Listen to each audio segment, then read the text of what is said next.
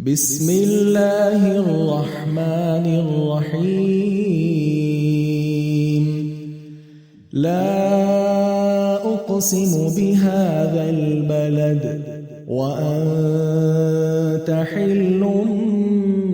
بهذا البلد ووالد وما ولد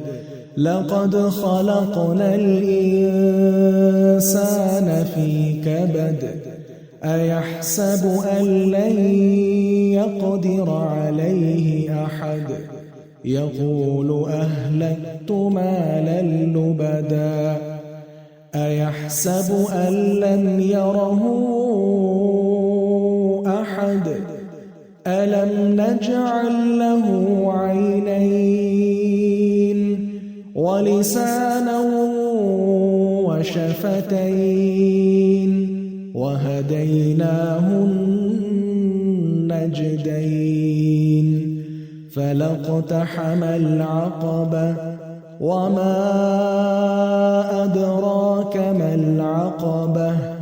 فك رقبة أو إطعام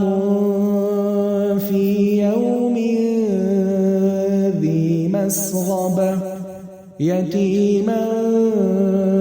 ذا مقربة أو مسكينا ذا متربة ثم